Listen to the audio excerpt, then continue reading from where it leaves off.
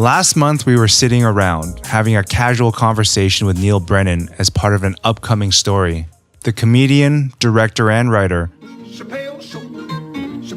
best known for co-creating and co-writing The Chapelle Show, carries a unique blend of both humor and depth with his words.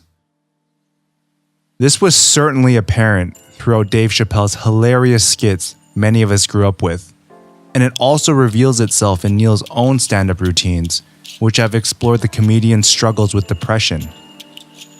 As our discussion gained momentum, we eventually got to talking about death and the notion that we care far too much about trivial things when we all ultimately meet the same demise.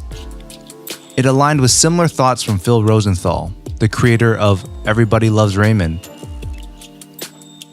Both casually dropped this piece of wisdom. It sounds morbid, but you know they're 100% right. Maybe such an unsettling truth uncovered something. I'm not quite sure. But it got us thinking about how the relationship between technology and legacy was going to change. In our quest to live and leave meaningfully, how could our advancements help us ensure that? The thoughts that materialized after did so oddly enough in a very sequential way. We all know aging is the natural order of Mother Nature. We all experience it. But pleasant or unpleasant as it is, we're also postponing the effects and inevitable outcome of aging. This is happening through technological advancements.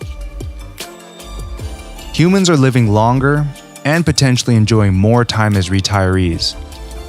But it still seems we're neglecting to take advantage of our second or more chances to pass on some of the most important precursors to legacy: critical thought and knowledge.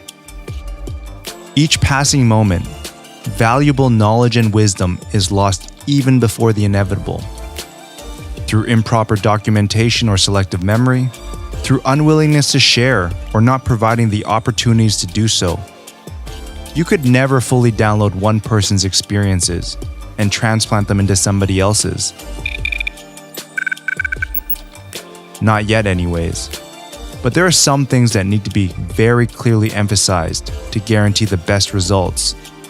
Openness to sharing, to revel in each other's goals and failures, and a willingness to accept the responsibility of pushing things forward. It's not a dream, but what should be your reality.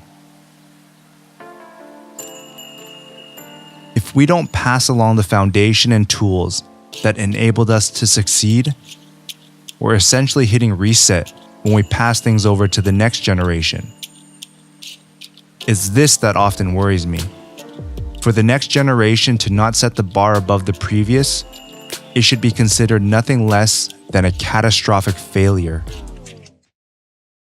Acquiring knowledge and culture is by no means an easy feat, but without it to serve as the roadmap for the next journey, you're left treading blind and allowing legacy to erode.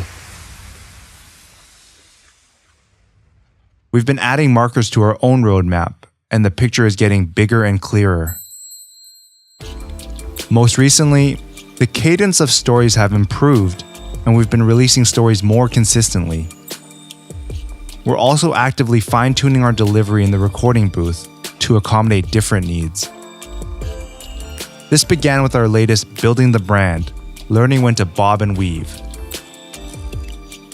So if you're in the mood for an immersive audio experience, or if you're simply looking to put something on in the background, you've got diverse content to enjoy. On a final note, we've played around with both on-site and newsletter briefings, and it looks like the latter has won out. This is thanks in no small part to those who have contributed their ideas and thoughts. It's been invaluable having real-world feedback on what works best. Until next month, signing off, Eugene Can, Editor-in-Chief at MAEKAN.